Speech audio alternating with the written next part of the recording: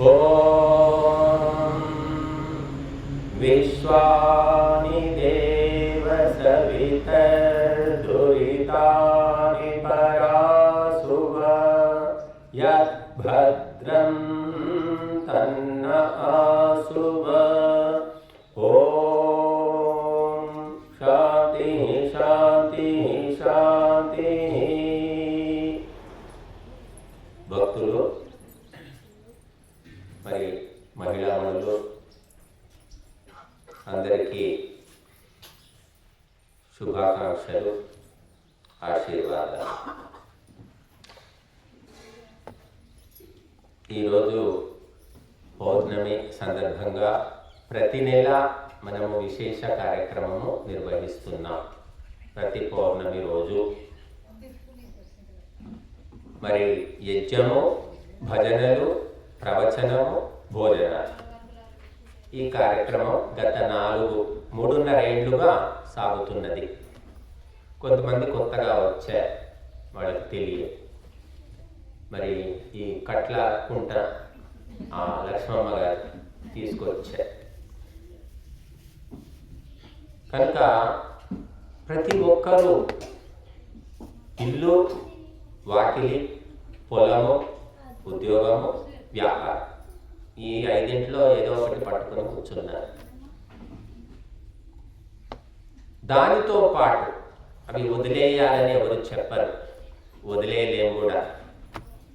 దానితో పాటు సత్సంగము, గురు ఉపదేశము కూడా అవసరం అని ఎవరు తెలుసుకోవాలి. కుటుంబము కుటుంబంగా ఉండాలంటే, మనిషి మనిషిగా ఉండాలంటే, సమాజం సమాజంగా ఉండాలంటే, ఆడలాగా ఉండాలంటే, మగలాగా ఉండాలంటే సత్సంగము, సదుపదేశము అవసరం. మేము పొలం పని చేసుకుంటున్నాం, మేము వ్యాపారం చేస్తున్నాం, ఉద్యోగం చేస్తున్నాం, మాకు తీరిక లేదు అంటారు చాలామంది. ఇక్కడ ఉన్న వాళ్ళ లోపల 3/4 మంది బయటి ఊళ్ళ వాళ్ళు ఉన్నారు, ఈ ఊరి వాళ్ళు కొంతమంది మాత్రమే ఉన్నారు. ఎందుకు అంటే ఎంతో కొంత సంస్కారము, సంకల్పం ఉంటేనే ఇక్కడికి రాగలుగుతారు. నేను చాలాసార్లు చెప్పాను, కాశీ ఇక్కడ నుంచి చాలామంది బస్సులు కట్టుకొని వెళ్తారు కాశీ.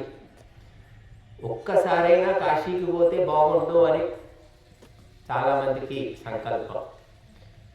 ఆ కాశీకి వెళ్ళి గంగలో మునిగి వచ్చేటప్పుడు ఒక చెంబడి నీళ్ళు, లీటరు 10 లీటర్ల క్యాన్లు కూడా తెచ్చుకునేవాళ్ళు ఉన్నారు, ఓపిక ఉన్నవాళ్ళు. గంగ నీళ్ళు ఎంతో పుణ్యం, అదృష్టం అని. కానీ అదే కాశీలో ఉండేవాళ్ళు బోలెడు మంది ఉన్నారు. ఇండ్లు ఉంటాయి, అక్కడే వాకిళ్ళు ఉంటాయి, పొలాలు ఉంటాయి, వ్యాపారము, ఉద్యోగం ఏదో చేస్తూ ఉంటారు. కానీ వాళ్ళు గంగలో మునగరు. వాళ్ళ ఇంట్లోనే బోరింగ్ కొట్టుకొని స్నానం చేసుకుంటారు, బాత్రూంలో. ఇక్కడి నుంచి పోయిన వాళ్ళు మాత్రం గంగలో మునుగుదామా, ఎప్పుడు మునుగుదామా, ఆ పుణ్యం ఎప్పుడు, ఆ అదృష్టం ఎప్పుడు అని ఆలోచిస్తూ ఉంటారు. ఈ విధంగా ఉంటుంది అన్నమాట. కారణం ఏమిటి అంటే శ్రద్ధ అని చెప్పారు. శ్రద్ధ ఉన్నవాడేమో ఎక్కడి నుంచో వెతుక్కుంటూ వస్తాడు. శ్రద్ధ లేనివాడు పక్కనే ఉన్నప్పటికీ కూడా దాన్ని పట్టించుకోడు. కాబట్టి ఈ ధార్మిక కార్యక్రమాలు ఎలా జరుగుతాయంటే శ్రద్ధాసక్తులతో జరుగుతాయి. శ్రద్ధ ఉన్నవాళ్లే పాల్గొనగలుగుతారు, సహాయం చేయగలుగుతారు కూడా. మన అంకాపూర్లో కోట్లు ఉన్నాయి ఒక్కొక్క ఇంట్లో. ఇల్లు చూస్తే మీరే ఆశ్చర్యపోతారు, 2 అంతస్తులు డ్యూప్లెక్స్ ఇండ్లు. కానీ ఆ కోట్లు మన దగ్గరికి వస్తున్నాయా? ఎన్ని కోట్లు వస్తున్నాయి ఇక్కడ? కోట్లు కాదు, లక్షలు కాదు, 1000 కాదు. ఎందుకంటే ఎవరికి శ్రద్ధ ఉన్నదో, ధర్మము పట్ల ఆసక్తి ఉన్నదో వాళ్ళ డబ్బులే ఇక్కడ ఉపయుక్తం అవుతాయి, వేరే వాళ్ళకి ఉపయోగం కావు. ఎవరికి శ్రద్ధ ఉందో వాడు కుంటివాడైనా పాక్కుంటూ వస్తాడు. శ్రద్ధ లేనివాడు కాళ్ళు ఉన్నప్పటికీ కూలబడతాడు. అందుకే మనకు శ్రద్ధ గురించి చాలా చెప్పారు శాస్త్రాల్లో. ఏ పనికైనా శ్రద్ధ ఉండొచ్చు, ఉండకపోవచ్చు, కానీ ఈ పనికి మాత్రము శ్రద్ధ అవసరం అని చెప్పారు. కనుక శ్రద్ధాసక్తులు ఎవరికి ఎంత పెరిగితే వాళ్లకు అంత ఆత్మోన్నతి ఉంటుంది, ఆత్మశాంతి కూడా ఉంటుంది. శాంతి అనేది డబ్బులతో రాదు, పదవులతో రాదు, నగలతో రాదు, బట్టలతో రాదు. తింటే వస్తుందా? తింటే కూడా రాదు. శాంతి అనేది ప్రత్యేకంగా మనిషి ప్రయత్నించి సంపాదించుకోవాలి. శాస్త్రాలు చదివితే శాంతి వస్తుందా అంటే చెప్పలేము. శాస్త్రాలు చదివి కూడా ఎంతోమంది పండితులు అశాంతిగా ఉన్నారు. ధర్మము తెలుసుకున్న వ్యక్తి ఎంత తెలుసుకుంటాడో, ఎంత ఆచరిస్తాడో అంత మనస్సు నిమ్మళమవుతుంది. అప్పుడు శాంతి లభిస్తుంది. తెలిస్తే కాదు, తెలుసుకుంటూ దాన్ని ఆచరించాలి, చెయ్యాలి. వంటల పుస్తకం చదివితే కడుపు నిండదు, వంట చేసుకొని తినాలి. చేసుకోవడం, వంటల పుస్తకం కూర్చొని చదువుకోవచ్చు, 1కి 10 సార్లు చదవచ్చు, కానీ కడుపు నిండదు. కానీ అందులో చెప్పిన పదార్థాలు, కూరగాయలు, వస్తువులు తెచ్చుకోవాలి, శుభ్రం చేసుకోవాలి, పొయ్యి వెలిగించాలి, వంట చేయాలి. వంట చేస్తే కూడా కడుపు నిండదండి. కలుపుకొని నోట్లో పెట్టుకొని నమిలి మింగాలి, అప్పుడు కడుపు నిండదు. అలాగా ధర్మ కార్యక్రమాలు కూడా అంతేనండి. ఒకసారి వచ్చాం, 2 సార్లు వచ్చాం, అయిపోయింది, మాకు మంచి జరగడం లేదు, మా జీవితాలు బాగుపడడం లేదు. కొంతమంది అంటూ ఉంటారు. కొంతమందికి ఒక్కసారి కూడా బాగుపడచ్చు, చెప్పలేము. అది భగవంతుని అనుగ్రహం, వాళ్ళ శ్రద్ధాసక్తులను బట్టి. కనుక నిరంతరము కుర్వన్నే వేహ కర్మాణి జిజీవిషే క్షతం సమాహ అని చెప్పారు. బతికినన్ని రోజులు, కాళ్ళు చేతులు ఆడినన్ని రోజులు కూడా వైదిక కార్యక్రమాలు, ధర్మ కార్యక్రమాలు చేస్తూ పో, సహకరించు, పాల్గొను. అయిపోయింది అనుకోకు, చచ్చే వరకు కూడా అయిపోదు. చచ్చిపోయిన తర్వాత కూడా మళ్ళీ జన్మలో కూడా చేస్తూ ఉండవలసిందే. ఎప్పటిదాకా? మోక్షము పొందే వరకు. ఈ జన్మ మరణ చక్రము ఆగిపోయే వరకు నిరంతరము చేస్తూనే ఉండాలని చెప్పారు. నిరంతరం చేయకపోయినా కనీసం అప్పుడప్పుడు వచ్చినా పర్లేదు. స్కూల్కి అసలే పోని వాడి కంటే అప్పుడప్పుడు స్కూల్కి పోయిన వాడినన్నా గుర్తుపడతారు మాస్టర్లు. ఎప్పుడు వారానికి ఒకసారి కనబడతావురా, ఎక్కడ పోతావు నువ్వు, అసలు స్కూల్కి రావు అంటారు. అసలు స్కూల్కి పోకుండా పరీక్ష రోజు పోతే ఎవడయ్యా నువ్వు, ఎందుకు వచ్చావు? నేను స్టూడెంట్ అండి. మరి ఎక్కడ, సంవత్సరం నుంచి ఎప్పుడు లేదు, పరీక్ష రోజు వస్తే అవుతుందా? బట్టి మనము కుటుంబానికి, జీవితానికి విలువ ఇస్తున్నట్టుగా ఆధ్యాత్మిక సత్సంగాలకు కూడా విలువ ఇవ్వాలి. ఇక్కడ ఎవరు మిమ్మల్ని డబ్బులు ఇస్తారా లేదా అని వసూలు చేసేవాళ్ళు లేరండి. ఎవరు ఎంతైనా పత్రం పుష్పం ఫలం తోయం యో మే భక్త్యా ప్రయచ్చతి అని చెప్పారు గీతలు. భక్త్యా అంటే భక్తితోటి, ప్రేమతోటి మాకు ఏదైనా ఇవ్వవయ్యా అంటున్నాడు భగవంతుడు. నువ్వు ఏడ్చుకుంటూ, తూడ్చుకుంటూ, బాధపడుకుంటూ, ఏదో పక్క వాళ్ళు ఇస్తున్నారు, నేను ఇవ్వకపోతే ఏమవుతుందో, ఏమనుకుంటారో అని ఇలాగ. సరే, అదైనా పర్వాలేదు అనుకోండి. పక్క వాళ్ళని చూసి మనం ఎంత బుద్ధి తెచ్చుకున్నా పర్వాలేదు. కానీ ఇవ్వడం అనేది తెలుసుకోవాలి, నేర్చుకోవాలి. ఎక్కడ ఇవ్వాలి అంటే ఈ అగ్నికుండంలో సమర్పించండి, స్వాహ. గురువులకు, పండితులకు, విద్వాంసులకు ఇవ్వండి, ఆడబిడ్డలకు ఇవ్వండి, ఆవులకు ఇవ్వండి. అప్పుడు మీ డబ్బు సఫలమవుతుంది, మీ చేసిన దానము శుభప్రదం అవుతుంది. ఎవరికి ఇచ్చినా కూడా అది ఏమవుతుందో ఎవరు చెప్పలేదు. కాబట్టి శాస్త్రాల్లో స్పష్టంగా చెప్పారు, మన ఆడబిడ్డను మర్యాద చేస్తాం, మగబిడ్డను ఎవడేం చేస్తాడా? వాడు వస్తాడు లేదా, వాడి సంగతి ఎందుకు నీకు, వాడు ఆడబిడ్డ అంటే ఒక మర్యాద ఇంకుంది, ఇంకా ఉంది, అది రాను పోతుంది అనుకోండి. ఎందుకంటే ఈ ఆస్తులు పంపకాలు గొడవలు మొదలైనవి కదా, ఆడవాళ్ళకు కూడా ఆస్తి హక్కు ఉంది. నీ ఆస్తి నువ్వు తీసుకుపోయిన తర్వాత నీకు కూడా మర్యాద చేయాలి, నీకేం అవసరం అన్నట్టుగా అయిపోయారు జనాలు. ఆస్తుల కోసం కోర్టులో కేసులు వేసుకుంటున్నారు. ఇవన్నీ జరుగుతున్నాయి, అందరూ చూస్తున్నారు. ప్రేమ, అనుబంధం, ఆత్మీయత అన్నీ సున్నా అయిపోతూ వస్తున్నాయి. కాబట్టి దాన్ని సంస్కారం అంటారు. సంస్కారం ఉన్నవాడు ఎప్పుడూ ఒక్కలాగే ఉంటాడు, సంస్కారం లేనివాడు ఎన్ని రకాలుగా మారుతాడో తెలియదు. కాబట్టి ఈరోజు పర్వయజ్ఞము చేసుకున్నాం. పర్వం అంటే పండుగ. పున్నమి ఒక పండుగ, అమావాస్య ఒక పండుగ, నెలకు 2 పండుగలు. పున్నమి పండుగ, అమావాస్య పండుగ కాదు దండగ అనుకుంటారు చాలామంది. చెడు రోజు అనుకుంటారు చాలామంది. అమావాస్య చెడ్డ రోజు నమ్మేవాళ్ళు బోలెడు మంది ఉన్నారు మన దగ్గర. కానీ తమిళనాడులో అమావాస్య మంచి రోజు. అమావాస్య రోజు వాళ్ళు పనులు మొదలు పెడతారు. వాళ్ళకి మంచి రోజు ఎందుకైంది, మనకు చెడ్డ రోజు ఎందుకైంది అంటే శాస్త్రాలు చదివేవాళ్ళు లేరు, చెప్పేవాళ్ళు లేరు కాదు. అని వేదం ఏం చెప్తుంది, అమావాస్య మంచి రోజే, పౌర్ణమి కూడా మంచి రోజే. అందుకే అమావాస్య రోజు కూడా పర్వయజ్ఞం చేస్తా, పౌర్ణమి రోజు కూడా చేస్తా. 2 మంచి రోజులు. నువ్వు బతికున్నన్ని రోజులు, కాళ్ళు చేతులు ఆడినన్ని రోజులు మంచి రోజులే, గుర్తుపెట్టుకో. ఎప్పుడు చెడ్డ రోజు అంటే మంచం పట్టినప్పుడు, లేవ చాతగానప్పుడు, తిన్నది అరగనప్పుడు నీకు చెడ్డ రోజులు మొదలయ్యాయి అని గుర్తుపెట్టుకో. అవి మంచి రోజులు అనుకో. కనుక ఇక్కడికి వచ్చాము, కూర్చుంటున్నాం, వింటున్నాం అంటే ఇవన్నీ మంచి రోజులే. కనుక మంచి రోజులు చెడ్డ రోజులు అనుకుంటూ చాలా మంది జీవితాలే వ్యర్థం చేసుకుంటున్నారు. మంచి పని చేయాలంటే మంచి రోజు చూడాలంటారు. చెడ్డ పని చేసేవాడు ఏం చూడాలి, మంచి రోజు చూడాలా చెడ్డ రోజు చూడాలా చెప్పండి. చెడ్డ పని చేసేవాడు ఏ రోజు చూసుకొని చేస్తున్నారు, ఏమీ లేదు, రోజు లేదు, ముహూర్తం లేదు వాడి.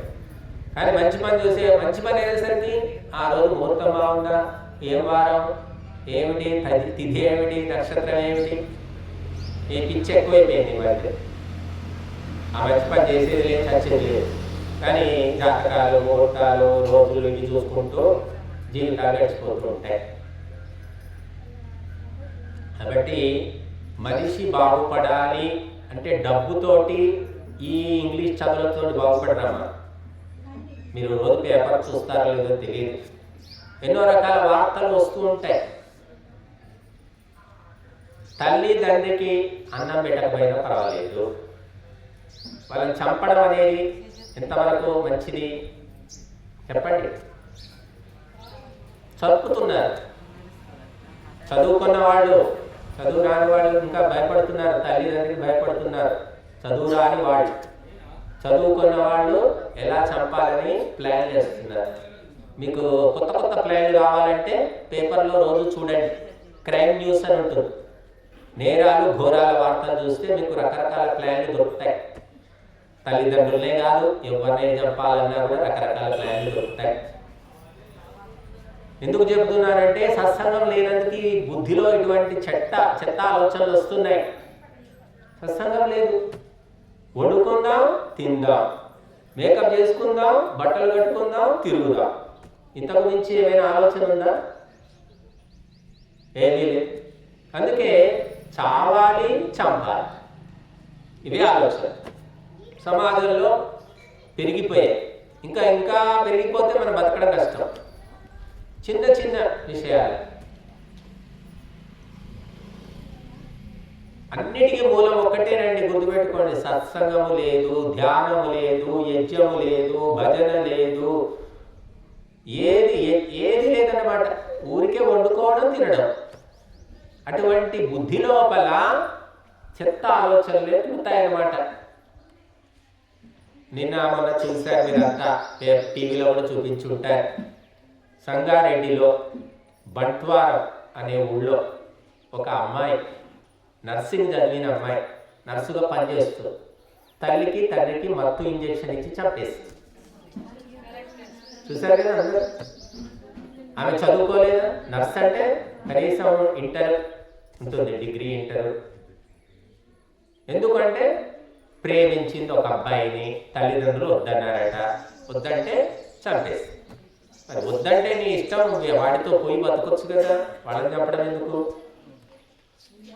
కనుక ఇటువంటివన్నీ కూడా ఎందుకు జరుగుతున్నాయంటే కేవలము మన పిల్లల్ని, ఇక్కడ కొంతమంది పిల్లలు కనబడుతున్నారు, ఒక 5-6 పిల్లల్ని స్కూలుకు పంపడం, ట్యూషన్లకు పంపడం, ట్యుటోరియల్కి పంపడం తప్ప ఏ తల్లిదండ్రి కూడా గురువుల దగ్గరికి పంపిద్దాము, యజ్ఞానికి తీసుకెళ్దాము, భజనలో పాల్గొందాము, మా పిల్లవాడికి 4 మంచి విషయాలు నేర్పుదామని ఎంతమంది ఆలోచిస్తున్నారమ్మా?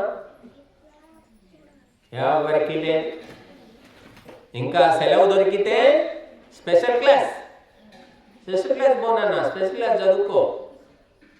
గురువు గారు ఈరోజు ఆదివారము పౌర్ణమి సెలవు కదా, పిల్లలకు స్కూల్ సెలవు కదా, పిల్లల్ని తీసుకొని వద్దామని ఎవడు ఆలోచించాడు? ఆ పిల్లలు కోతులు పోయి, కొండముచ్చులు పోయి, చింపాంజీలు పోయి గొరిల్లాలుగా తయారవుతున్నారు. ఆ పిల్లల్ని ఆ తల్లిదండ్రులు కూడా భరించలేరు. వీళ్ళని చంపుతారు, వీళ్ళని వాళ్ళని చంపుతారు. జరగబోయేది అంతే. ఎందుకంటే మనం ఏం ధర్మం నేర్పడం లేదు, వండుకోవడం తినడం ఇదే కదా నేర్పుతుంది. ఇంకేం నేర్పుతున్నారు మీరు? ఒక పద్ధతి, ఆచారము, సంప్రదాయము, సంస్కృతి, సభ్యత ఎవరైనా నేర్పుతున్నారు? పోనీ మీరు నేర్పట్లేదు. లక్షలు ఖర్చు పెట్టి స్కూళ్ళకు పంపిస్తున్నారు కదా, ఆ స్కూల్లో నేర్పుతున్నారా? చెప్పండి. వాడు స్కూల్కి పోయి ఇంకా చెడిపోయి వస్తున్నాడు. అందరికీ తెలిసిన విషయమే ఇది, ఏదో మేమే కనుక్కొని చెప్పట్లేదు. అయినా దిక్కు లేదు కాబట్టి అదే స్కూల్కి పంపిస్తున్నారు. కనుక ఎందుకు అంటే స్కూల్ లోపల కానీ కాలేజీలో కానీ సంస్కారాలు ఉండవు, ఆచారము నేర్పరు, సభ్యత నేర్పరు. వాళ్లకు పాఠాలు, మార్కులు, ర్యాంకులు ముఖ్యం. ఈ పాఠాలు వాళ్ళు ఎందుకు చెప్తారు? వాడు చెప్పమని మీరు అడగడం లేదు కూడా కదా. కాబట్టి ఎవ్వరికి ఏ పాఠాలు లేవు. అందుకే సంతానము కనాలంటే భయపడుతున్నారు. మన అమ్మగారేమో సంతానం లేదని బాధపడుతున్నారు. చాలామంది సంతానం వద్దనుకుంటున్నారు, పెళ్లి కూడా వద్దనుకుంటున్నారండి చాలామంది. నాకు తెలిసిన వాళ్ళే 20-25 ఏళ్ల పిల్లలు ఉన్నారు, మాకు తెలిసిన వాళ్ళు. పెళ్లి చేసుకోమని స్పష్టంగా చెప్తున్నారు. ఎందుకంటే అటువంటి వాతావరణం ఈనాడు ఏర్పడింది. సంతానం కూడా వద్దులే, కంటే కన్నా లేకుంటే లేదు. ఎందుకంటే సానుకూల పరిస్థితి లేదు. ఎక్కడ చూసినా కూడా స్కూల్కి పంపిస్తే భ్రష్టు పడుతున్నాడు, కాలేజీకి పోతే ఇంకా దుష్టుడైపోతున్నాడు. ఇంకేం చేస్తాం చెప్పండి? చేజేతులారా మనము దుఃఖాన్ని పెంచుకోవాల్సిన అవసరం ఉందా? మీరంతా అక్కడి నుంచి వచ్చారు, 2 బస్సులు ఆటోలు మారి పాపం 20 మంది దాకా వచ్చారు అమ్మగారు. ఎందుకని వచ్చారమ్మా? శాంతి కోసం వచ్చారా, అశాంతి కోసమా? ఇక్కడ శాంతి ఉంది అని అనిపించింది లక్ష్మమ్మకు. ఆమె కనిపించింది కాబట్టి ఆమెను నమ్మేవాళ్ళు, వాళ్ళకి చెప్తే వాళ్ళు నమ్మారు, వచ్చారు. వచ్చిన తర్వాత అనుభవంలోకి వచ్చింది కాబట్టి ఇంకా మిగతా వాళ్ళకి చెప్పారు, వచ్చారు. కనుక ఈ శాంతి అనేది కేవలము ధర్మ కార్యాలు, అది కూడా నిష్కామ కర్మ అని చెప్పారు. గుర్తుపెట్టుకోండి. ఆశ పెట్టుకొని చేసే కర్మలు కాకుండా, ఏ ఆశ లేకుండా ధర్మ కార్యాలు చేయాలి. అప్పుడు నీకు శాంతి వస్తుంది. ప్రతి ఒక్కటి పైసా ప్రతిదానికి లెక్క పెడుతున్నారు, అందుకే శాంతి లేదు. ఇక్కడ యజ్ఞంలో పాల్గొన్న వాళ్ళు చాలామంది పాల్గొన్నారు, ఎంతోమంది పాల్గొంటున్నారు. ఎవరినేమో డబ్బులు ఇవ్వండి, ఇంత కట్టండి అని అనట్లేదు, తోచింది ఇస్తున్నారు. ఒకరు 100 ఇస్తున్నారు, ఒకరు 20 రూపాయలు ఇస్తున్నారు, ఒకరు 5 రూపాయలు ఇస్తున్నారు, ఇంకెవరో వచ్చి 10,000 ఇచ్చిపోతున్నారు. ఇదంతా కూడా నిష్కామ కర్మ అంటారు దీన్ని. ఎవరైతే నిష్కామ కర్మలు చేస్తారో వాళ్ళకి ఎప్పటికీ శాంతి ఉంటుంది. ఆశ, దురాశ, అత్యాశ, పేరాశ ఎవరైతే పెంచుకుంటూ పోతారో వాళ్ళకు అశాంతి తప్పదు. ఎంతెంతగా నిష్కామ కర్మలు చేస్తే అంత శాంతి మనకు లభిస్తుంది. అందుకే ఇది ఏమిటి అంటే మన భారతదేశపు పరంపర. లెక్కలేసుకొని ధర్మ కార్యాలు చేయడం మన పరంపర కాదు. మొత్తము భగవద్గీత సారము ఏమిటి అంటే ఈ నిష్కామ కర్మ అని చెప్పారు. భగవద్గీత మొత్తం చదివితే దాని ఫలితం ఏమిటంటే ఆశించకుండా ధర్మ కార్యాలు చేయి. కీర్తి కానీ, ధనము కానీ, పదవి కానీ ఏది ఆశించకుండా ధర్మము అనిపిస్తే చేస్తూ పోవడం. తిట్టేవాడు తిడతారు, పొగిడేవాడు పొగుడుతారు, ఇచ్చేవాడు ఇస్తారు, ఇవ్వని వాడు ఇవ్వరు, అన్నీ ఉంటాయి. చేసుకుంటూ పోవడమే. ఈ నిష్కామ కర్మ చేసేవాళ్ళు దేవతలు అని చెప్పారు. ఇంకా ప్రపంచంలో నిష్కామ కర్మ ఎవరైనా చేస్తున్నారంటే ఒక తల్లి చేస్తుంది. ఆ పిల్లలు, ఆ పుట్టిన పిల్లలు పెరిగి పెద్దయిన తర్వాత ఏమి ఇస్తారో ఏమి లాక్కుంటారో తెలియదు. పెంచుతూనే ఉంటుంది, పోషిస్తూనే ఉంటుంది. భర్త వదిలేస్తాడు, లేకపోతే సొమరిపోతూ పని దొంగ పని చేయడు, తాగుబోతూ, అయినా కూడా ఆ తల్లి ఆ బిడ్డలను పెంచాలని, కడుపు నింపాలని ఆలోచిస్తూనే ఉంటుంది. ఎంతమంది పెద్దగా పెరిగిన తర్వాత ఆమెను చూస్తున్నారు, ఆమెను పోషిస్తున్నారు చెప్పలేదు, అది గ్యారెంటీ అయితే లేదు. కానీ తల్లి డ్యూటీ మాత్రం చేస్తుంది. మరి ఏ ప్రభుత్వము శాసనము లేదు, ఏ వేదము శాసనము లేదు, స్వభావము అంటారు. తల్లి స్వభావము అదే లేకపోతే ఈ ప్రపంచం ఎప్పుడో తలకిందులైపోయేది. ఎవ్వరు ఇష్టపడకున్నా తల్లి మాత్రం డ్యూటీ చేస్తూనే ఉంది. ఎవరో కొంతమంది ఉంటారు అనుకోండి తల్లులు, డ్యూటీ చేయ తల్లులు తక్కువ మంది. అట్లాగా ధార్మికుడు, ఆత్మతత్వం తెలిసిన వాడు కూడా నిష్కామ కర్మలు చేస్తూనే ఉండాలట. చేస్తూ పోవాలంతే. లాభమా నష్టమా, స్తుతి నింద, కీర్తి అపకీర్తి ఏమైనా కావచ్చు, చేసుకుంటూ పోవడమే. అలా చేస్తూ చేస్తూ పరమశాంతిని మనిషి పొందగలుగుతాడు. కనుక ఈ సత్సంగము లేకపోవడం వల్ల భారతీయులు విదేశీయుల్లాగా తయారైపోతున్నారు. ఇదే నేల మీద పుట్టి భారతీయులుగా ఆలోచనలు, అలవాట్లు, లక్షణాలు అన్ని విదేశీయులు వచ్చేసాయి. కొంతమంది నిన్న పేపర్లో చూశారు, మీరు అంతా టీవీలో కూడా చూపించారంటే, ఒక తల్లి చదువుకుంది, ఉద్యోగం చేస్తున్నారు, 2 పిల్లలు, ఒకతనికి 16 ఏళ్ళు, ఒక పాపకు 15 ఏళ్ళు ఏమో ఉంది, పెద్ద వయసు పిల్లలే.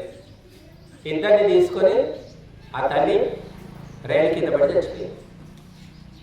ఏం కష్టం వచ్చింది అంటే ఏమీ తెలియట్లేదు. భర్త ఉద్యోగం చేస్తున్నాడు, భర్త మంచివాడు, ఆమె ఉద్యోగం చేసుకుంటుంది, పిల్లలు హాస్టల్లో చదువుకుంటున్నారు. ఎందుకు చచ్చిపోయారో తెలియట్లేదు. వాళ్ళ బంధువులకు, తల్లిదండ్రులకు కూడా అర్థం కావట్లేదు. ఆత్మహత్య, హత్య, ఆత్మహత్య ఎందుకు జరుగుతున్నాయంటే ఒకటే సంస్కారం లేదు. మనిషికి ఏ చిన్న కష్టం వచ్చినా ఇదే పెద్ద కష్టం అనుకుంటున్నారు చాలా మంది. కాలు లేనివాడు ఆత్మహత్య చేసుకోడు, కన్ను లేనివాడు ఆత్మహత్య చేసుకోడు, చెవిటివాడు చేసుకోడు, కుంటివాడు చేసుకోడు, గుడ్డివాడు ఎవరు చేసుకోరు. మరి వాళ్ళు విన్నారా ఎప్పుడైనా? అన్నీ బాగున్న వాళ్ళే ఆత్మహత్యలు చేసుకుంటారు. గుర్తుపెట్టుకోండి. మీరు మొత్తం ప్రపంచమంతటా గాలించండి, ఎంతమంది ఆత్మహత్య చేసుకున్నారో గత 100 ఏళ్ళు కావచ్చు, 1000 ఏళ్ల లోపల ఎవ్వరు కన్ను కాలు లేని వాళ్ళు ఆత్మహత్య చేసుకోరు. అన్నీ బాగున్న వాళ్ళే చేసుకుంటారు. ఎందుకు అంటే ఇక్కడ ఇది కరెక్ట్ లేదు, మెదడులో ఆలోచన కరెక్ట్ లేదు.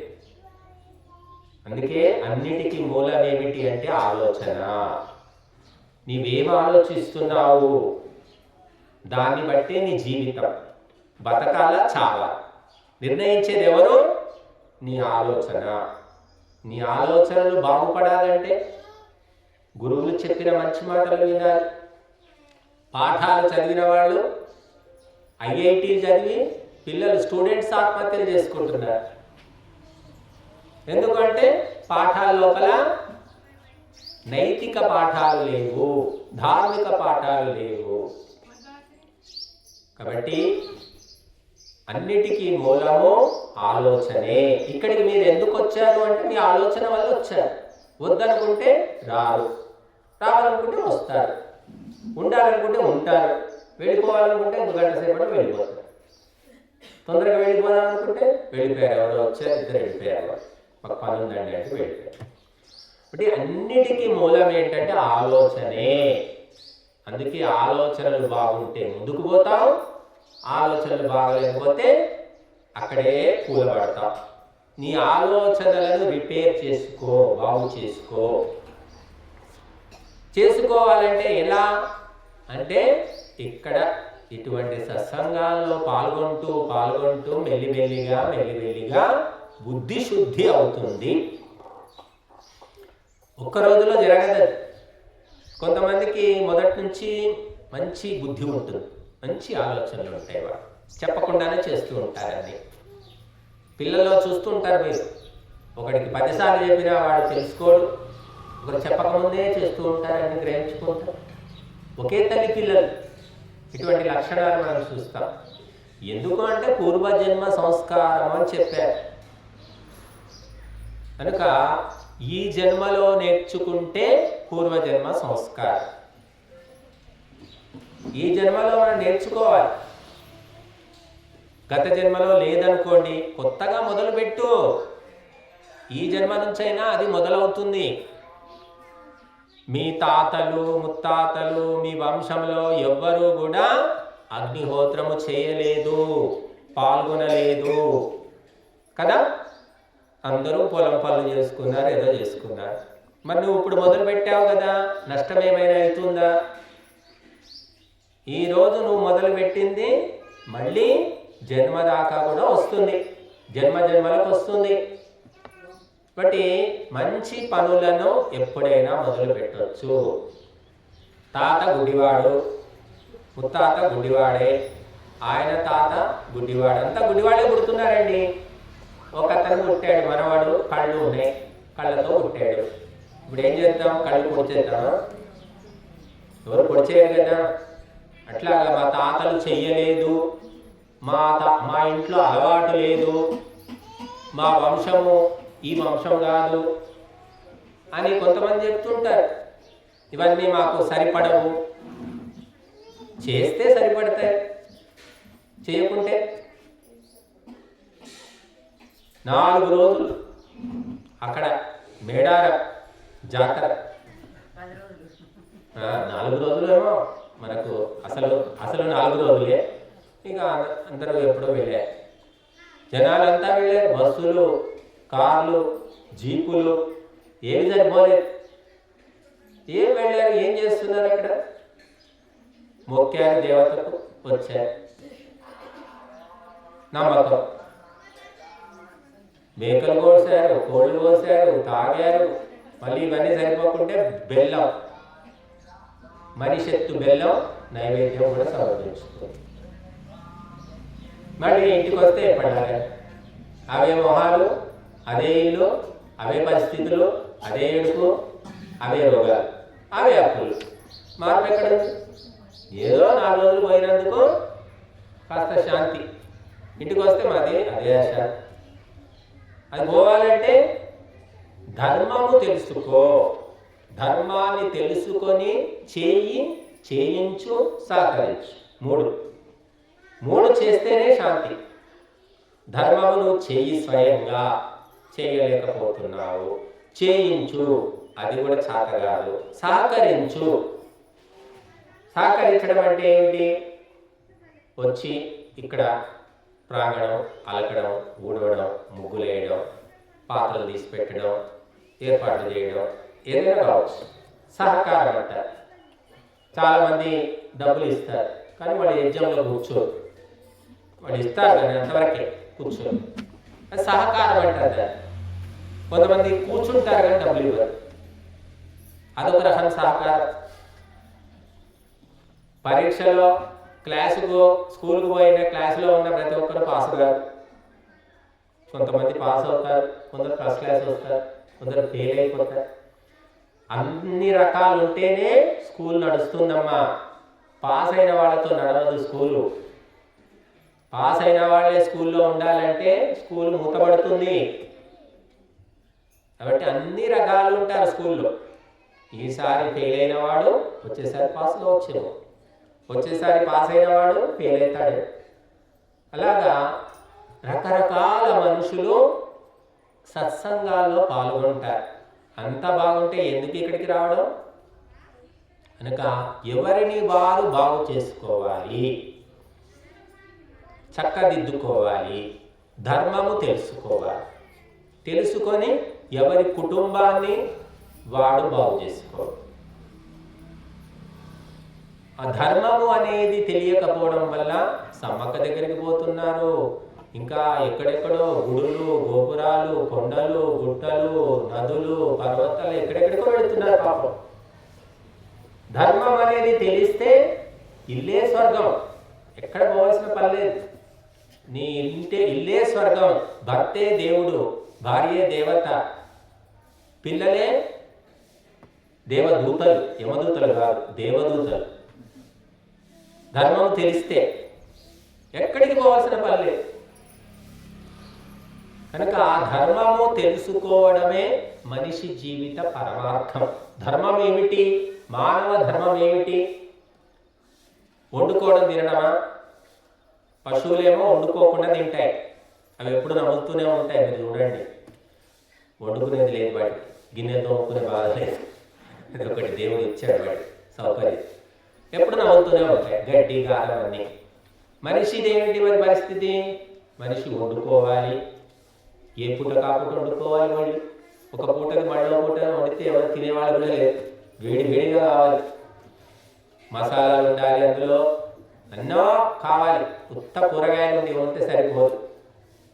ఇది తింటే సరిపోయిందా? మానవ జన్మ సఫలమైనట్టేనా, ధన్యమైనట్టేనా అంటే ధన్యము కాదు. 3 పూటలు తిన్నా కాదు, 30 పూటలు తిన్నా కాదు, జీవితం అంతా తిన్నా కూడా నీ జన్మ వ్యర్థమే.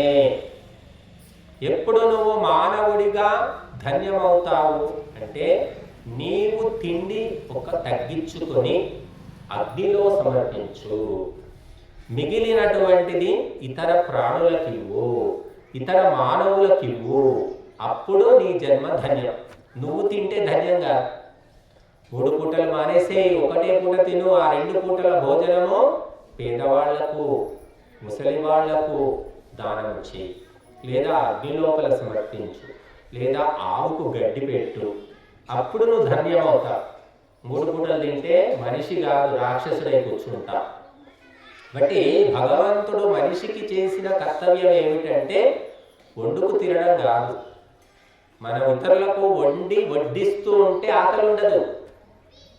ఇతరులకు పరోపకారం చేయాలి, మంచి చేయాలని మీరు ఆలోచించడం మొదలు పెట్టండి. మీకు ఆకలి ఉండదు, దప్పిక ఉండదు, నిద్ర ఉండదు, ఏది ఉండదు. సుభాష్ చంద్రబోస్ మనలాగా మనిషే, శివాజీ మనలాగా మనిషే, భగత్ సింగ్ మనలాగా మనిషే. తల్లి కడుపులో 9 నెలలు మోసారు, పుట్టాడు. వాళ్ళకి ఎప్పుడూ కూడా దేశానికి స్వాతంత్ర్యం ఇవ్వాలి, ఈ దేశాన్ని రక్షించాలి, దుర్మార్గులను పారద్రోలాలి అనేటటువంటి ఆలోచన ఉండేది. అందుకే ఆ మంచి ఆలోచన, 10 మంది, 1,00,000 మంది, 1,00,00,000 మందిని చెరవిడిపించాలి అనే మంచి ఆలోచన వాళ్ళకు ఉంది. కాబట్టి సుభాష్ చంద్రబోస్ చేతిలో పైసా లేకున్నా జర్మనీ పోయాడు, ఇటలీ పోయాడు, ఆ హిట్లర్తో, ముస్సోలినితో మాట్లాడాడు. పైసా లేదు చేతిలో. మీరు మంచి ఆలోచనలు చేయండి, డబ్బులు భగవంతుడే ఇస్తాడు. ఇక్కడ మేము కూడా ఇక్కడ ఏం పైసలు లేవమ్మా, ఏమీ లేవు. హైదరాబాద్ నుంచి సంచి ఖాళీ సంచితో వచ్చాము మేము. ఒక్క పైసా తెలియదు హైదరాబాద్ నుంచి మేము. భగవంతుడు భూమి ఇచ్చాడు, ఇది కట్టారు, ఈ యజ్ఞాలు జరుగుతున్నాయి, అందరు భోజనాలు చేస్తున్నారు. ఎక్కడి నుంచి జరుగుతుంది ఇదంతా అంటే నువ్వు మంచి ఆలోచన చెయ్యి. 10 మందికి, 1000 మందికి, 1,00,000 మందికి మేలు చేసే ఆలోచన చెయ్యి, నీకు అన్ని ఇస్తాడు దేవుడు. నీకంటే నీకు అవసరమే లేదు, ఆ వ్యవస్థను రక్షిస్తాడు భగవంతుడు.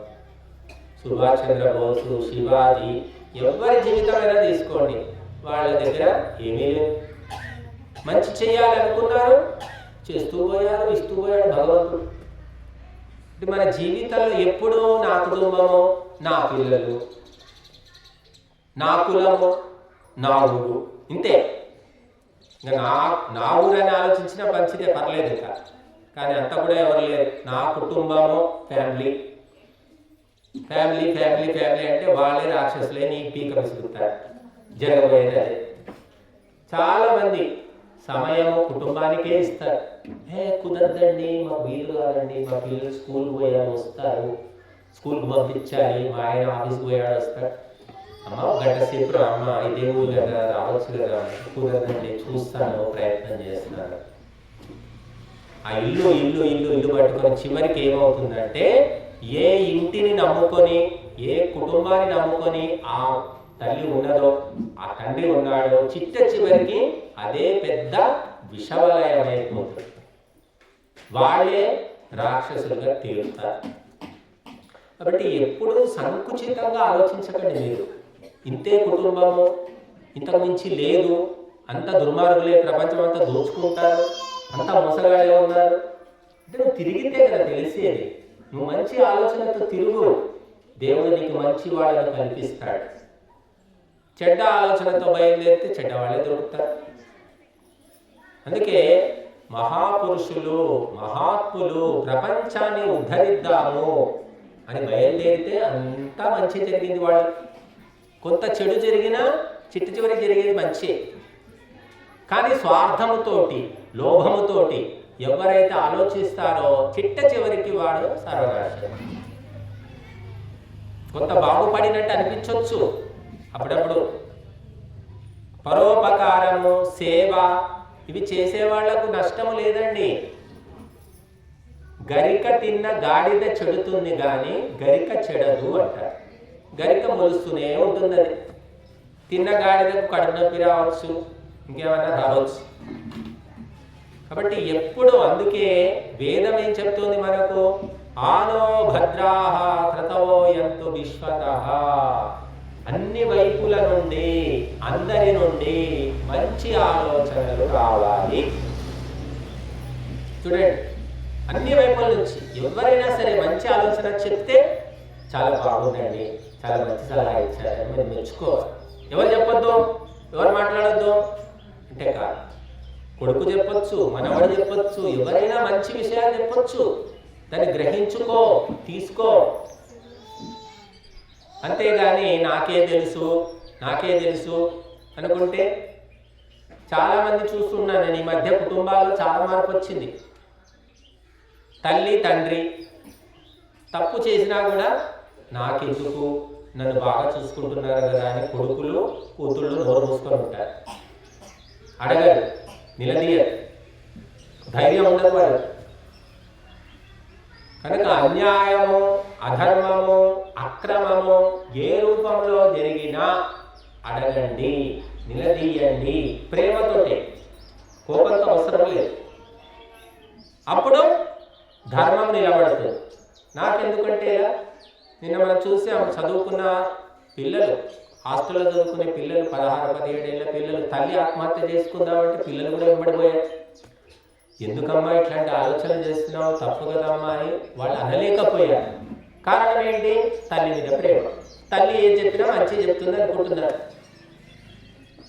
కాబట్టి తల్లి కంటే, తండ్రి కంటే, గురువు కంటే ధర్మము గొప్పది. ఆ ధర్మాన్ని తెలుసుకుంటే ఆ తల్లి, తండ్రి, గురువు అందరూ కూడా నోరు మూసుకోవాల్సింది. ఆ ధర్మము తెలియకపోవడం వల్లనే ఈనాడు కుటుంబాలు కుప్పగూలిపోతున్నాయి. భార్య ధర్మం ఏమిటి, భర్త ధర్మం ఏమిటి, సంతానం యొక్క ధర్మం ఏమిటి, గురువు ధర్మం ఏమిటి ఎంతమందికి తెలుసు? భార్య ధర్మం ఏంటమ్మా? భర్తకు తాళలేడమేనా? భర్త మందు తాగుతుంటే సీసా గ్లాసులు తెచ్చి సరఫరా చేయడమేనా భార్య ధర్మం? అంతే అనుకుంటున్నారు. ఈ ఊళ్ళో అయితే చాలా మంది ఉన్నారు అలా. కానీ వేదం ఏం చెప్తుంది? భర్త ధర్మానికి వ్యతిరేకమైన పనులు చేస్తే ఎదుర్కోవాలి, బుద్ధి చెప్పాలి, గడ్డి పెట్టాలి అని చెప్తున్నాయి మరి శాస్త్రాలు. ఎవరు చేస్తున్నారు? ఏ భార్య చేస్తుంది? చేస్తే ఈ అన్యాయాలు, అధర్మాలు ఎందుకు జరుగుతాయి? గవర్నమెంట్ ఉద్యోగి నెలకు 1,00,000 రూపాయల జీతం, 2 లక్షల జీతాలు ఉన్నాయి, ఇంకా లంచాలు తీసుకుంటున్నారు. భార్యకు తెలియదా? తెలిసి భార్య ఎదుర్కొంటుందా? వద్దని చెప్తుందా? ఆమె గట్టిగా పట్టుబడితే వీడు మానేయడా? మానేస్తాడు. కానీ ఆమె అనదు, నాకేం అవసరం, ఇంకా వస్తున్నాయి కదా డబ్బులు, నాది ఇంకా 4 నెక్లెస్లు, ఉంగరాలు చేయించుకుంటారు. ఇంకా మహిళలు ధర్మానికి ప్రతినిధులు. మహిళలు ఎప్పటిదాకా వ్యతిరేకించరో అప్పటిదాకా అధర్మము సాగుతూనే ఉంటుంది. ఎన్ని చట్టాలు చేయండి, ఎన్ని పోలీస్ స్టేషన్లు పెట్టండి, ఎంతమంది పోలీసులు ఉన్నారు. ఒక తల్లి ఎదుర్కొంటే బిడ్డ మారుతాడు, ఒక భార్య ఎదుర్కొంటే భర్త మారుతాడు, ఒక అక్క ఎదుర్కొంటే తమ్ముడు మారుతాడు. ఎందుకంటే భార్య దగ్గర, తల్లి దగ్గర, అక్క దగ్గర ఏమున్నది అంటే ప్రేమ అనేది ఉంది. ఆ ప్రేమతో చెబితే అధర్మము నుండి ధర్మానికి వస్తారు. కానీ ఎవరు చెప్తున్నారు? ఎవరికి అవసరం చెయ్యండి, తీసుకురండి, మోసుకురండి. నువ్వు తావు తందనాలాడు, నాకేమవసరం, నాకు ఇచ్చే డబ్బులు నాకు ఇచ్చేసి, నా వంతుకు నాకు ఇచ్చేసి, నువ్వేమైనా నాశనంగా అని చెప్తున్నారు మహిళా మనులు. అందుకే నిరంతరము అధర్మము, అన్యాయము పెరిగిపోతూనే ఉంది. మహిళలు వ్యతిరేకిస్తే ఒక్క రోజులో ప్రపంచమంతా మారిపోతుంది. ప్రతి భార్యకు తెలుసు భర్త ఎక్కడికి పోతున్నాడు, ఏం చేస్తున్నాడు, వారికి ఎవరు ఫ్రెండ్స్ ఉన్నారు. ప్రతి తల్లికి తెలుసు కొడుకు సంగతి అంతా. కానీ మోహం అన్నమాట, నా కొడుకు అని వాడి అవకతవకలన్నీ దాచిపెడుతూ ఉంటుంది. నా భర్త వల్ల వచ్చే సుఖాలు అవి వదులుకోలేక ఆ భర్తను కాపాడుతూ ఉంటుంది భార్య. ఇది సమాజంలో జరుగుతుంది. కాబట్టి మనకు ధర్మం అనేది తెలియకపోవడం వల్లనే భర్త, భార్య, పిల్లలు, గురువులు రకరకాలుగా మారిపోయారు. ధర్మాన్ని తెలియజెప్పే విద్య లేదు, పాఠశాలలో లేదు, కళాశాలలో లేదు, విశ్వవిద్యాలయం. ఇక్కడ మేము చెప్తాం. కాబట్టి సత్సంగానికి వస్తే లాభం ఏమిటంటే ఇదే లాభం. ధర్మాలు తెలుస్తాయి. ఎప్పుడు తెలుస్తాయో తెలిసిన కొద్దీ మన మనస్సులో మార్పు వస్తుంది. ఈనాడు మనం ఎప్పుడు పేపర్ తిరిగేసినా అక్రమ సంబంధాలు, పేరు తిరిగేస్తే అక్రమ సంబంధాలు, హత్యలు. ఎందుకు జరుగుతుంది అంటే గృహస్థ ధర్మము తెలియదు, చెప్పేవాళ్ళు లేదు, అడిగేవాళ్ళు లేదు, పట్టించుకునేవాళ్ళు లేదు. అందుకే విచ్చలవిడిగా మారిపోయింది సమాజం ఈనాడు.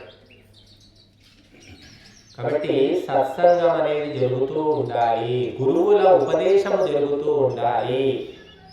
మా ఇంటికి మా మినవ వచ్చాడు, మా బాబాయ్ వచ్చాడు, మా తాతయ్య వచ్చాడు, ఇంకెవడో వచ్చాడు మా ఇంటికి, అందరూ చెప్తున్నారు. ఎంతమంది మా ఇంటికి గురువులు వచ్చారని ఎంతమంది చెప్పగలుగుతారు? చేతులు ఎత్తండి అమ్మా.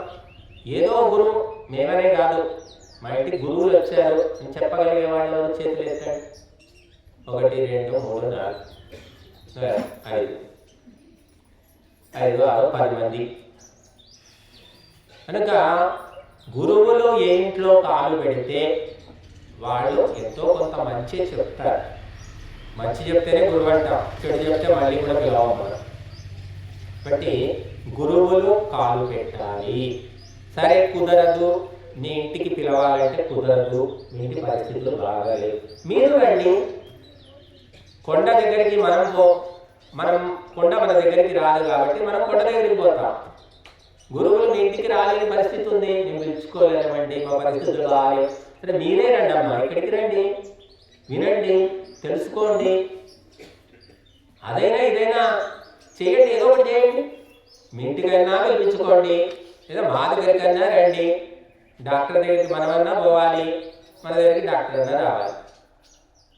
కాబట్టి డాక్టర్ మన దగ్గరికి రాడు అంత లేదు కాబట్టి మనమే డాక్టర్ దగ్గరికి పోతాం. అందుకోసమే ఈ కార్యక్రమాలు నిరంతరము మనం చేస్తూ ఉన్నాము. మరి మనిషికి అన్నం పెడితే అరిగిపోతుంది, చీరలు ఇస్తే చిరిగిపోతాయి.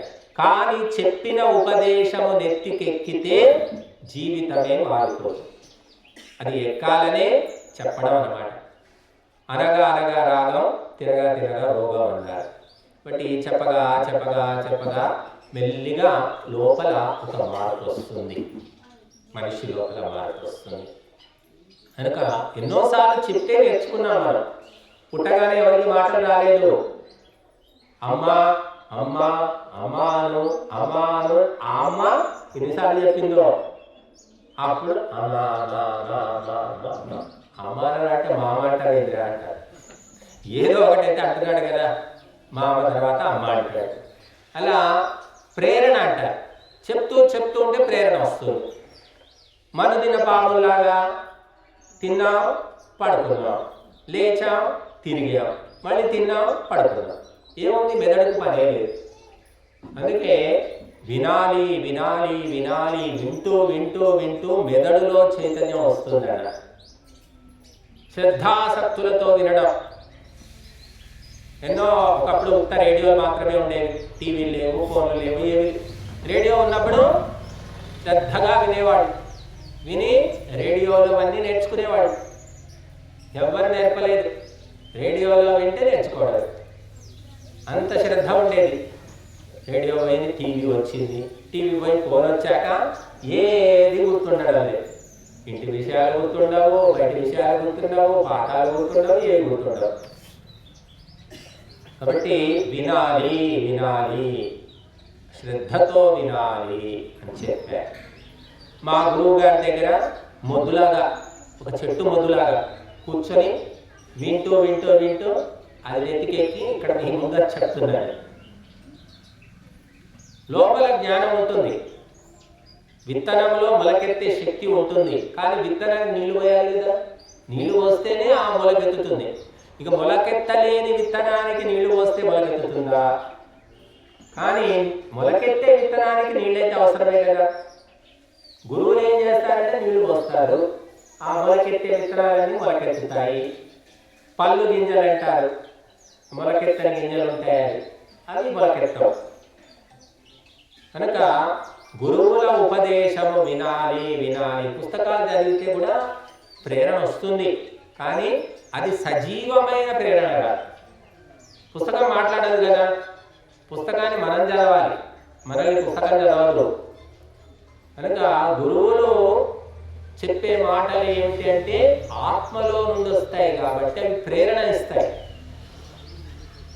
పుస్తకం మనం చదివితే మన చదువుతుంటే నిద్ర వస్తుంది, గురువులు చెప్తుంటే కూడా నిద్ర వస్తుంది.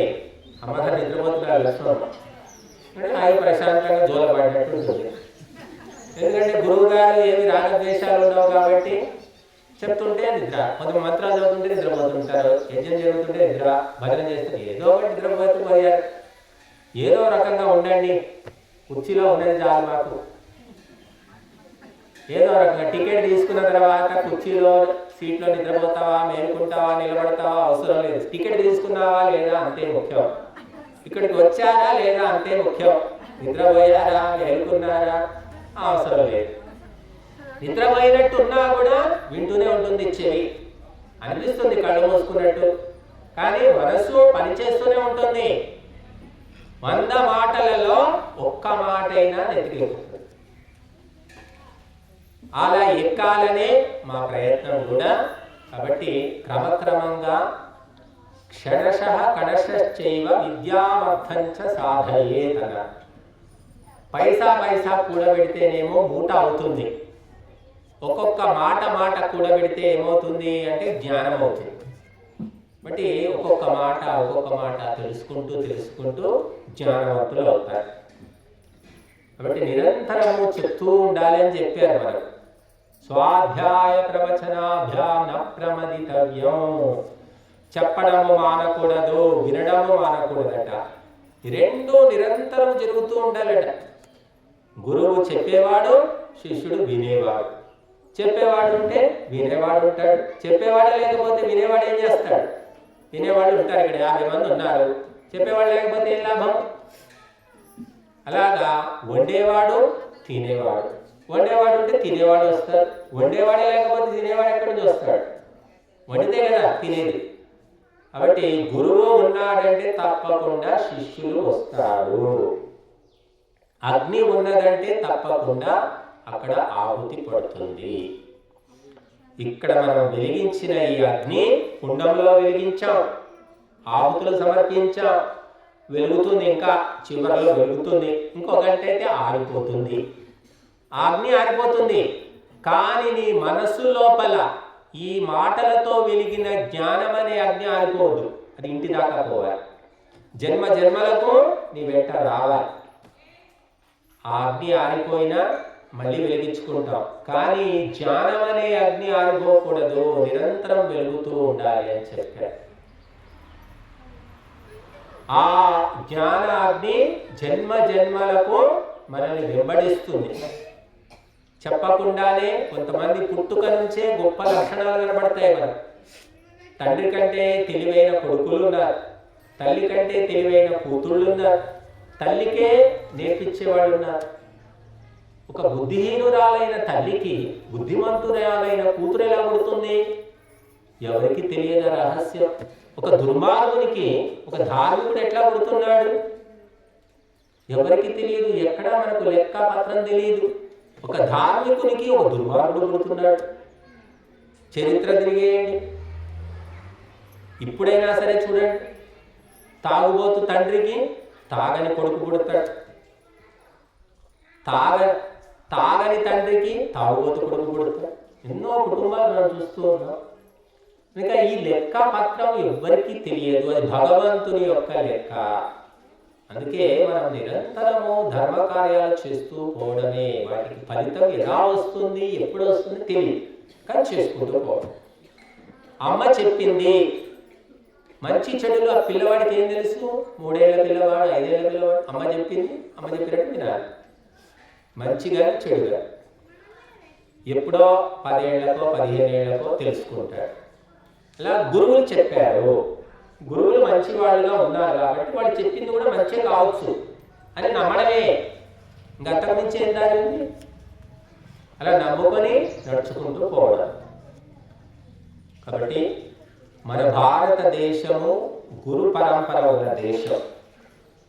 గురువులు అంటే తల్లి కంటే తండ్రి కంటే గురువుకే ఎక్కువ ప్రాధాన్యం ఇచ్చాం మనం.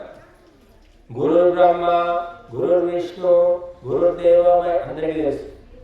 మరి మాతా బ్రహ్మ, మాతా విష్ణు, మాతా దేవ, తల్లిని ఎవరు లేదు మరి. కానీ తల్లి గొప్పది, గురువు కంటే గొప్పది తల్లే నాకు అనిపిస్తుంది. కానీ తల్లికి అలా చెప్పలేదు మరి. ఎందుకంటే తల్లి బుద్ధి లేనిది, సేవ చేస్తుంది, పైసా జీతం తీసుకోదు. మరి ఆమె విలువ కట్టేవాళ్ళు ఎవరు అసలు? గురువు అయితే ఊరుకుంటాడా? తల్లి ఊరుకుంటుంది, గురువు ఊరుకుంటాడా? గడ్డి పెడతాడు. కాబట్టి గురువు దగ్గర ఆటలు చెల్లవు, తల్లి దగ్గర చెల్లుతాయి. ఎందుకంటే తల్లి దగ్గర మోహం అనేది ఉంది, గురువు దగ్గర మోహం లేదు. గురువు దగ్గర మోహం ఉంటే తల్లి దగ్గర లాగే గురువు దగ్గర కూడా నాటకాలన్నీ చెల్లేవు. కాబట్టి ఆ తల్లి విలువ చెప్పేవాడు కూడా గురువే. అందుకే గురువులంటే ఏదో పని పాట లేదు, పొద్దుపోక ఏదో చెప్పుకుంటారు అనుకోకండి అమ్మా. కనుక మనమందరం కూడా భారతదేశం గురు పరంపర దేశం. రాముని గురువు వశిష్ఠుడు, విశ్వామిత్రుడు. కృష్ణుని గురువు ఎవరు? సాందీపుడు. కృష్ణుని గురువు సాందీపుడు. కృష్ణుని యొక్క కుల గురువు ఎవరు? కుల గురువు, కుల పురోహితుడు గర్గాచార్యుడు, గర్గుడు. ప్రతి ఒక్కరికి ఉన్నారు. శివాజీ గురువు ఎవరు? సమర్థ రామదాస్. ప్రపంచ విజేత అంటారు అలెగ్జాండర్. గురువు ఎవరు? అరిస్టాటిల్. ప్రతి ఒక్కరికి ఉన్నారండి. గురువు లేని వాడు ఎవడు లేడు. గురువు ఏం చేస్తాడంటే ప్రేరణ ఇస్తాడు, ప్రోత్సాహం ఇస్తాడు.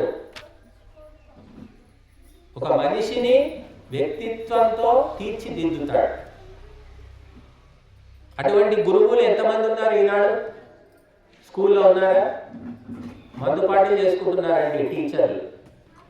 కాలేజీలో ఎలా ఉన్నారు గురువులు? ఇప్పుడు టీచర్లు, లెక్చరర్లు చెప్పుకునేటట్టు ఉందా? అసలు లక్షణాలు ఉన్నాయా వాళ్ళు? తక్కువ. కాబట్టి పిల్లలు కూడా అలాగే తయారవుతున్నారు. యథా గురువు తథా శిష్య. ప్రేరణ అనేది లేదు. ఒక పిల్లవాడు తరగతి గదిలో గురువు పాఠం చెప్తున్నాడంటే ఎంత సూక్ష్మంగా చూస్తుంటాడు. ప్రతి ఒక్కటి గమనిస్తూ ఉంటాడు.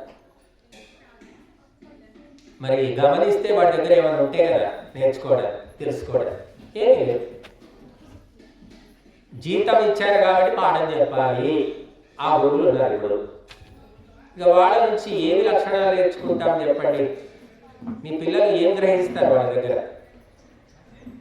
అందుకే కాలేజీకి పోయినా, యూనివర్సిటీకి పోయినా, స్కూల్కి పోయినా అలాగే ఉంటున్నారు తప్ప మార్పు రావట్లే పిల్లల్లో.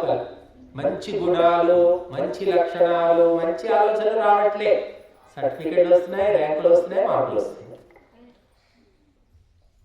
కాబట్టి గురువులో ఉంటే శిష్యుల్లో వస్తుంది, తల్లిలో ఉంటే బిడ్డలో వస్తుంది. తల్లికి లేకపోతే ఎలా వస్తుంది? గురువే దుర్మార్గుడు అంటే శిష్యులు అంతకంటే దుర్మార్గులు తీరుతారు.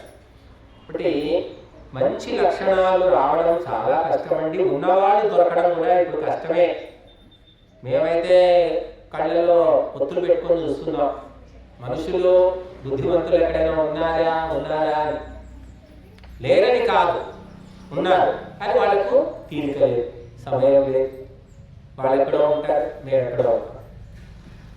కాబట్టి మనము ఈ సత్సంగంలో చేసే పని ఏమిటంటే మైండ్ రిపేర్, బుద్ధి శుద్ధి చేసుకోవడం. తద్వారా జీవితం కూడా శుద్ధి అవుతుంది. కాబట్టి ఈ పర్వయజ్ఞము ప్రతి పౌర్ణమి రోజు విశేషంగా మనము జరుపుతూ వస్తున్నాము. ఈ ఆశ్రమం మొదలైనప్పటి నుంచి కూడా ఈ కార్యక్రమం జరుగుతుంది. మళ్ళీ మనం ఈ నెల 12వ తేదీ నుంచి మరి అథర్వవేద పారాయణ యజ్ఞం అనే కార్యక్రమాన్ని ఏర్పాటు చేసుకున్నాము. 25 రోజుల పాటు జరుగుతుంది. ఈ నెల 12 గురువారం నుండి వచ్చే నెల మార్చి 8వ తేదీ ఆదివారం దాకా ఉదయము సాయంత్రము విశేష కార్యక్రమం ఉంటుంది. అథర్వవేదంలో 6000 మంత్రాలు ఉన్నాయి.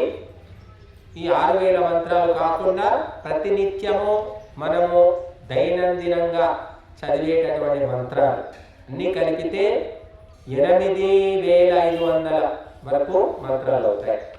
ఇవన్నిటితో మనం స్వాధ్యాయం చేసి ఆహుతులు ఇస్తాము.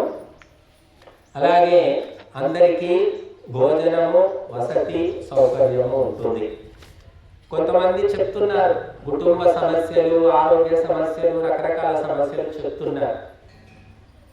డాక్టర్ ఏం చేస్తాడు? ముదిరిపోతే హాస్పిటల్లో జాయిన్ కాండమ్మా, ఒక వారం 10 రోజులు ఉంటే మీకు ట్రీట్మెంట్ అవుతుంది అంటారు. మామూలుగా ఉంటేనేమో ట్యాబ్లెట్లు, ఇంజక్షన్ ఇచ్చి పంపించేస్తాడు. ముదిరిపోతే మాత్రం హాస్పిటల్లో ఉండాలంటాడు. అలాగా చెప్పలేని సమస్యలు, తీర్చలేని సమస్యలు, మారలేని సమస్యలు ఉన్నవాళ్ళు చాలామంది ఉండొచ్చు. వీళ్ళందరికీ నేను ఒకటే చెప్తున్నానమ్మా, 25 రోజుల పాటు మా కార్యక్రమం జరుగుతుంది. అటువంటి వాళ్ళు 25 రోజులు ఇక్కడ వచ్చి ఉండండి, సమయానికి తినండి, పాల్గొనండి.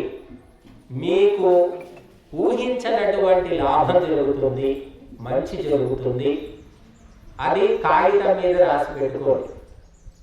మొదటి రోజు ఎలా ఉన్నారు, 25 రోజుల తర్వాత చివరి రోజు ఎటువంటి మార్పులు వచ్చాయి, ఎవరికి వాళ్ళకు అనుభవం అవుతుంది. గ్యారంటీ. మేమేమీ కొత్తగా చేసేది ఏమీ లేదు. ఎవరైతే శ్రద్ధాసక్తులతో ధర్మ కార్యాల్లో పాల్గొంటారో వారి సమస్యలని భగవంతుడే తీరుస్తాడు, మనం కాదు తీర్చేది. కాబట్టి నీ కుటుంబం కోసము, నీ కోసము నువ్వు జీవితం అంతా గానుగెద్దులా కష్టపడుతున్నావు. ధర్మం కోసం ఎంత టైం ఇచ్చావు నువ్వు? ఎంతమంది ఇచ్చారు? ధర్మం అంటే ఏదో ఇక్కడ ఊళ్ళో అది జరుగుతుంటుంది.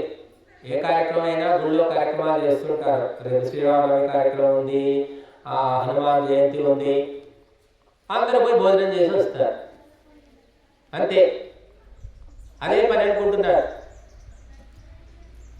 భోజనం చేసి వస్తే ఉద్ధరించినట్టు అనుకుంటున్నారు. కానీ మేము ఇక్కడ అలా చెప్పామమ్మా. భోజనముతో పాటు శ్రవణము, తినండి వినండి, వినండి తినండి, వినండి వింటూ ఉండండి, తప్పకుండా మీకు మంచి జరుగుతుంది. అంతేకాని కేవలము భోజనముతోటే మంచి జరగాలి అంటే తిన్నంత మాత్రాన కడుపు నిండుతుంది తప్ప సమస్యలు తీరవు. అందుకే మరి కొంతమంది మానసిక సమస్యలు, ఆరోగ్య సమస్యలు, కుటుంబ సమస్యలు ఉన్న వాళ్ళందరికీ నేను చెప్పేది ఇదే. ఇక్కడ పైన హాల్ ఉంది, వెనక రూములు ఉన్నాయి, ఉండడానికి వసతి ఉంది. ఇంకా సరిపోకపోతే కూడా ఊళ్ళో మనకు భక్తులు కూడా వాళ్ళ ఇంట్లో ఉండడానికి అవకాశం కూడా ఇస్తున్నారు. ఇంకా ఎంతకంటే మంచి ఏముంటుంది? ఇంకా ఇంట్లో ఉండి 24 గంటలు పిచ్చెక్కినట్టు జుట్టు పీక్కొని సమస్యలకు తలతోక తెలియక కొట్టుమిట్టాడుతున్నారు చాలా. అది ఎంతమందికి చెప్పుకున్నా తీరని సమస్యలండి. మీరు పోలీస్ స్టేషన్ పోయినా తీరేవి కాదు, కోర్టు పోయినా తీరేవి కాదు, హాస్పిటల్ పోతే కూడా తీరని సమస్యలు ఉన్నాయి కొంతమంది. వాటన్నిటికీ పరిష్కారం ఎక్కడ అంటే దైవ సన్నిధానంలో, భగవంతుని యొక్క ముంగిట్లో జరుగుతుంది. ఇది ఏమిటి అంటే భగవంతుని యొక్క సన్నిధానం. యజ్ఞం అనేది సత్యపీఠం. ఇది ఇక్కడ అందరికీ పరిష్కారం ఇస్తాడు, భగవంతుడు ఇస్తాడు, మేము కాదు. మేము ఏదో సేవకులం. కాబట్టి ఈ నెల 12 నుంచి వచ్చే నెల 8 వరకు 25 రోజులు కార్యక్రమం పాల్గొనండి. సమస్యలు ఉన్న వాళ్ళని కాదండి, సమస్యలు లేని వాళ్ళు కూడా పాల్గొనండి. మీకు సమస్యలు రావు కూడా. ఉన్న వాళ్ళకు పోతాయి, లేని వాళ్ళకు లేకుండా పోతాయి. ఇది తెలుసుకోండి. బట్ యథాశక్తిగా మీరు సహాయం చేయండి. సేవ, ధనము, ధాన్యము ఏది లేకపోతే కనీసం అటెండెన్స్, హాజరు అన్నమాట. హాజరు అంటే తెలుసు కదా, క్లాసులో Venkatrao sir, Sudheer sir, Ramesh sir, sir అంటారు వాళ్ళు, అంతే. వేరే ఏం చేయరు, చదవరు, పెద్దగా మార్కులు రావు, కానీ ఎస్ఆర్ అంటారు. అట్లా ఉన్నా పర్వాలేదు. చేతనైతే చెయ్యడం, చేతనైతే ఇవ్వడం. కాబట్టి మరి సదవకాశాన్ని అందరూ వినియోగించుకొని జీవితాలను ఉద్ధరించుకుంటారని భావిస్తాను. మరి ఇక్కడ సాత్వికమైన ఆహారం కూడా ఉంటుంది. చికిత్స, యజ్ఞం అనేది ఇక్కడ ఒక చికిత్స. ఇది మంత్రాలు చదువుతున్నాం, మంత్ర చికిత్స. యజ్ఞం లోపల సుగంధ వాయువులు వస్తున్నాయి, ప్రాణ చికిత్స. ఆహారము సాత్వికాహారము, ఇది ఆహార చికిత్స. ఇక్కడ భజనలు చేస్తున్నాము, సంగీత చికిత్స. ఇక్కడ ఉపదేశాలు ఇస్తున్నాము, ఇదేమిటి అంటే బోధన చికిత్స. అనేక రకాలుగా చికిత్స జరుగుతూ ఉంది ఇక్కడ. మీకు తెలియకుండానే మీకున్నటువంటి సమస్యలు, రోగాలు దూరమైపోతాయి. మాకు దూరమయ్యాయి. మేము నిరంతరము కూడా లాభాన్ని పొందుతూ వస్తూ ఉన్నాం. మీరందరూ కూడా పొందాలి, పొందుతారని ఆశిస్తూ ధన్యవాదాలు.